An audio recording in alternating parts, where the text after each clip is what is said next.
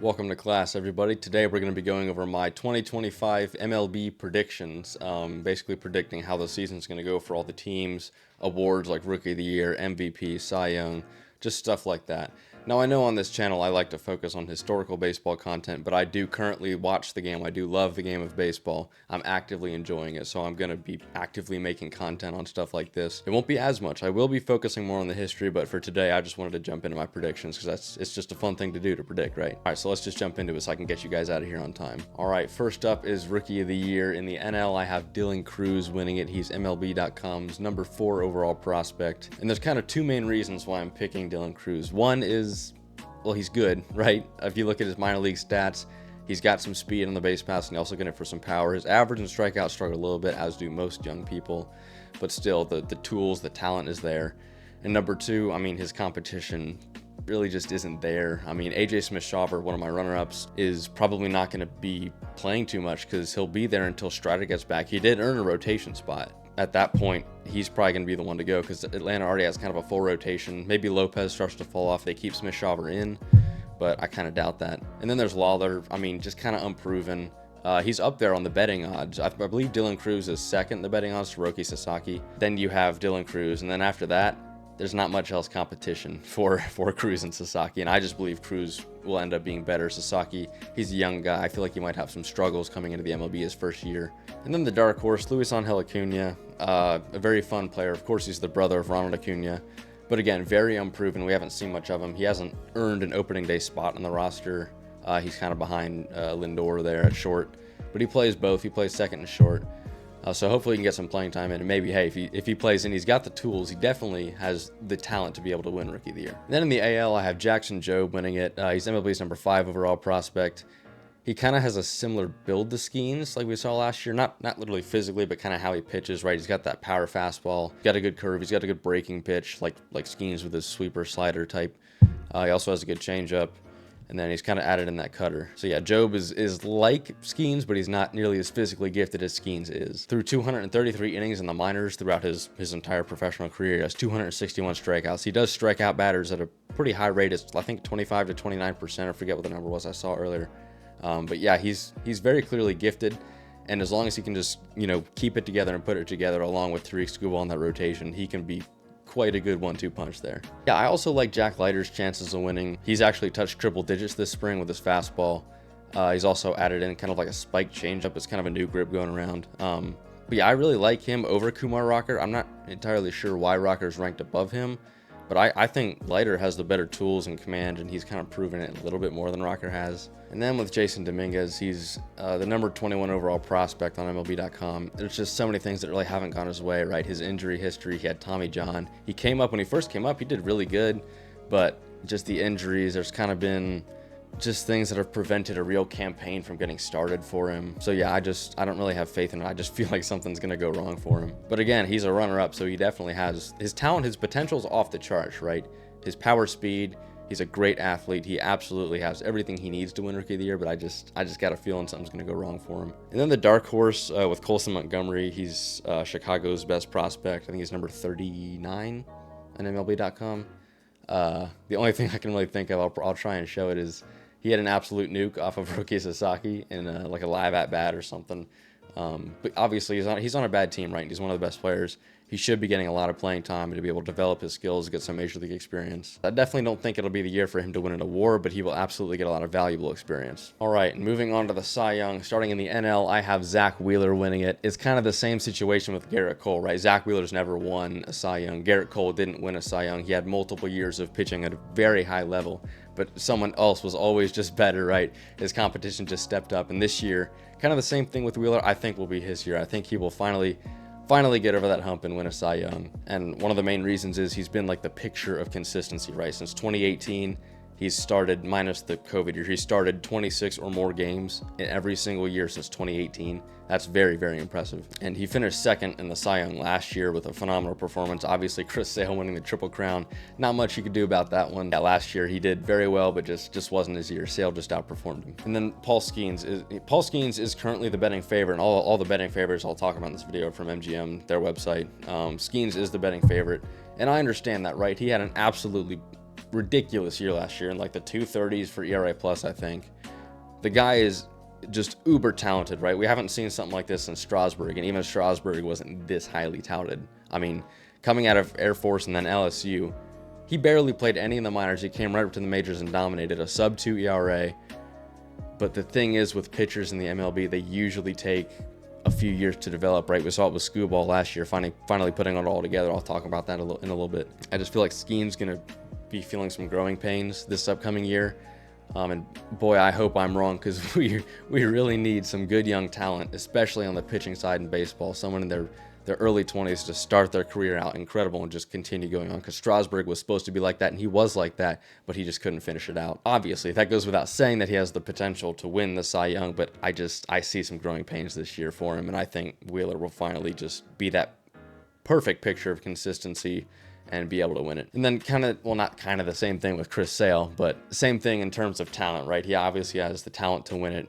From 2011 to 2018, he got Cy Young votes. I think he finished top six in the Cy Young every year from 2011 to 2018.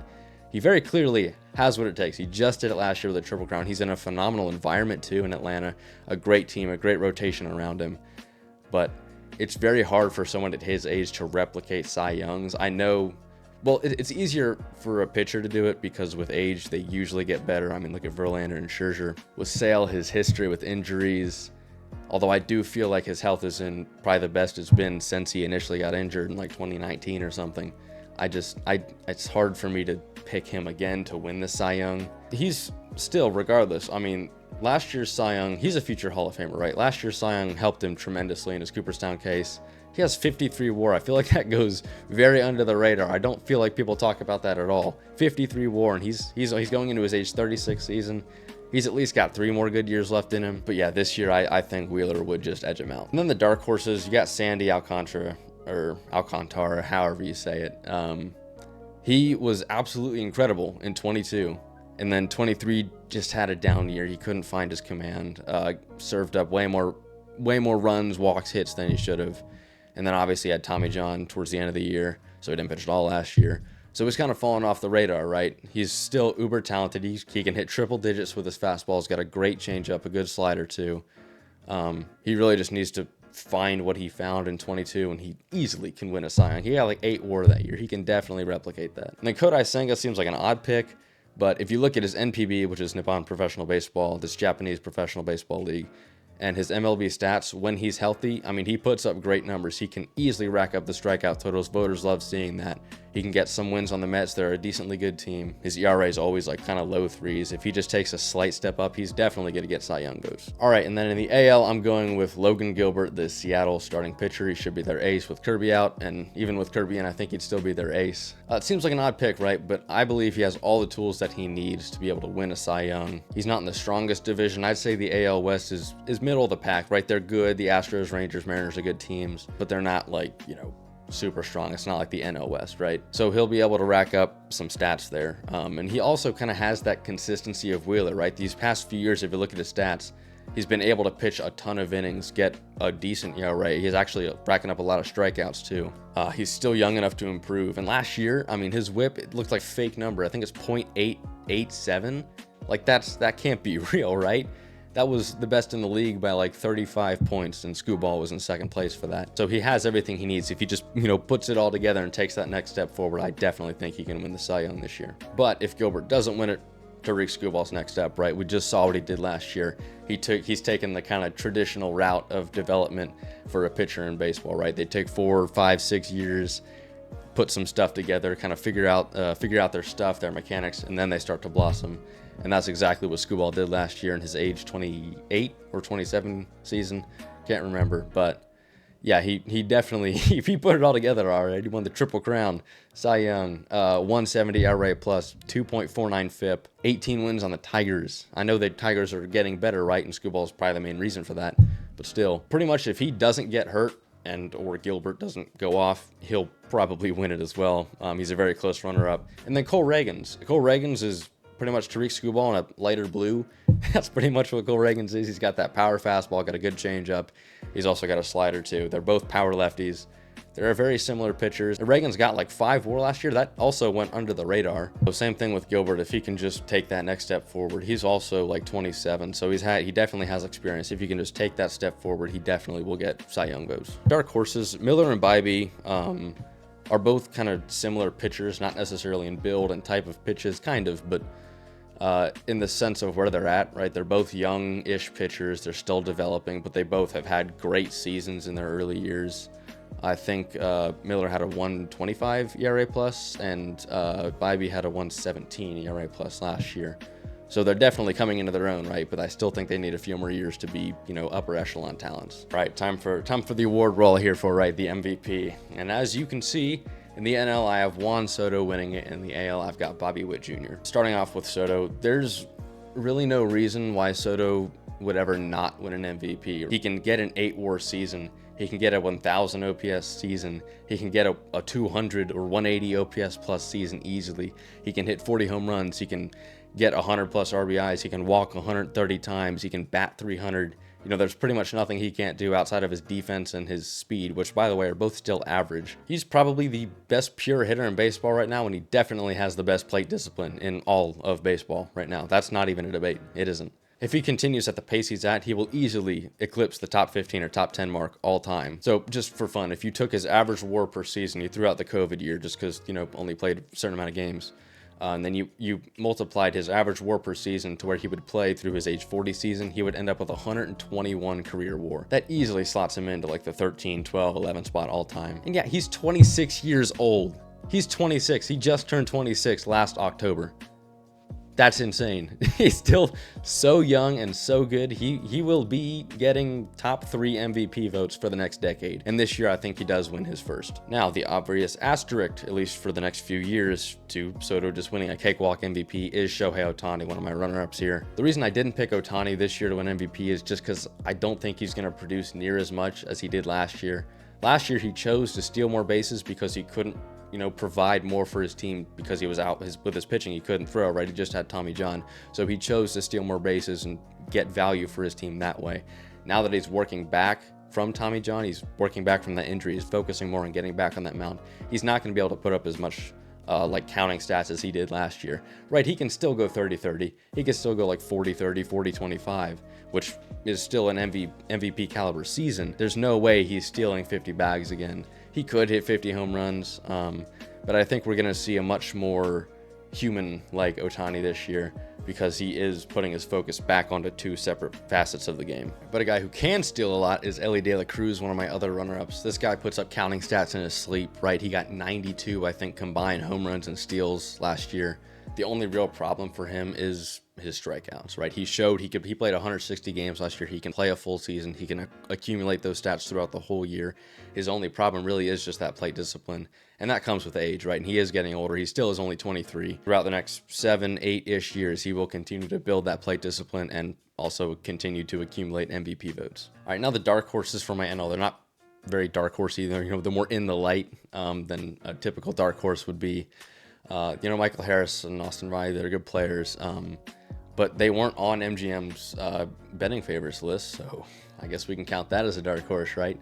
But no, more seriously, if Harris wins an MVP, which he definitely can, it'll probably be off the back of like a 2.5-ish defensive WAR season. He's one of the best defenders in all of baseball. We saw that incredible catch against the Phillies last year in the playoffs. That's just a glimpse of what he does every other game or so. Another big thing for him is his health. He needs to be able to play more games.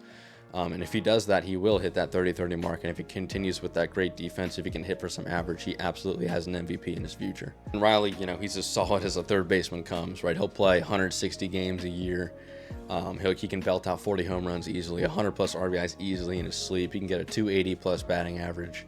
Say he has 45 home runs, 120 RBIs. That's easily an MVP caliber season. Now for the AL, I went with Bobby Witt Jr. And if I had to vote for the most well-rounded player in all of the MLB, anybody there, Bobby Witt would absolutely get the first vote. There's nothing he can't do. He's Captain America on the field. He's like Juan Soto, but he does have that speed. He does have that good defense. He has positive defensive WAR. So let me just read off Witt's stats real quick that he accumulated in 2024.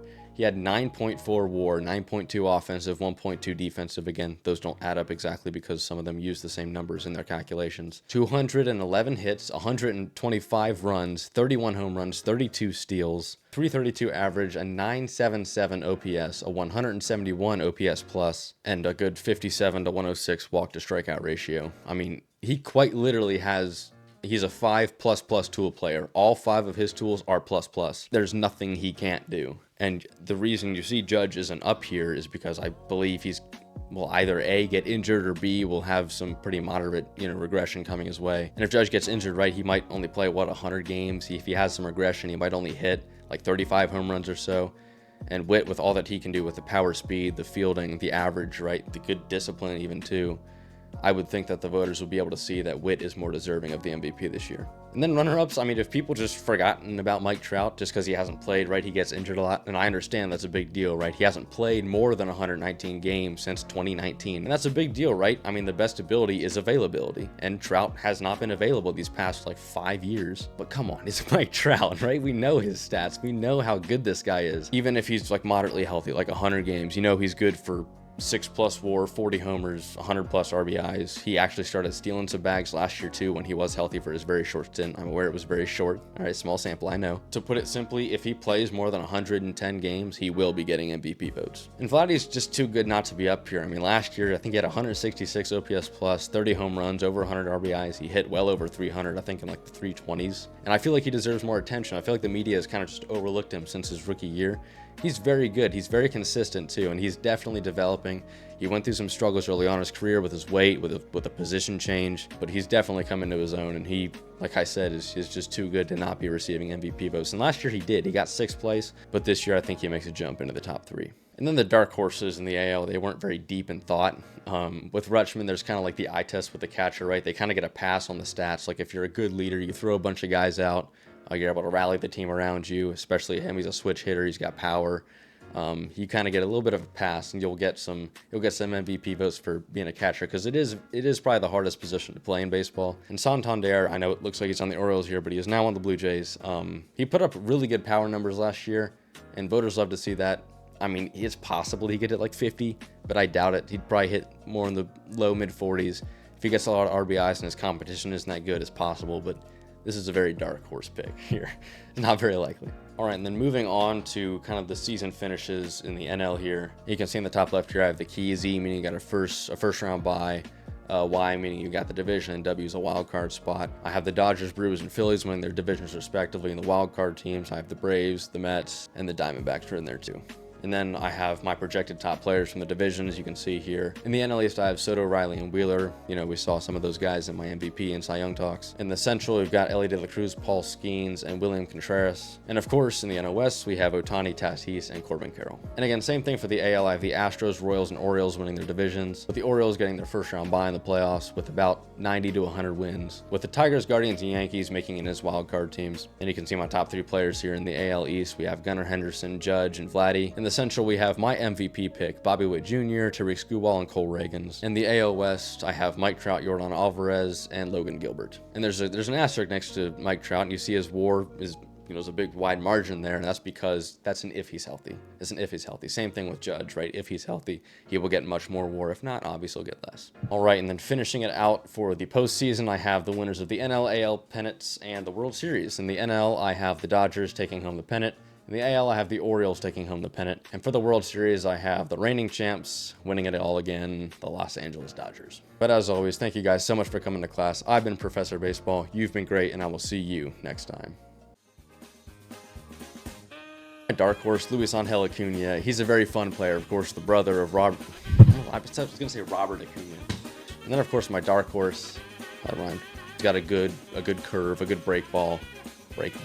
But if and Reagan's got, I think, 5 WAR last year. I think that one he pretty much can do anything on the field and in the plate. If he continues at the pace he's at, he will easily end up top 10 or 15, of all time ever. I just don't think he'll be able to produce near as much as he did last year, right? I mean, he chose to storm.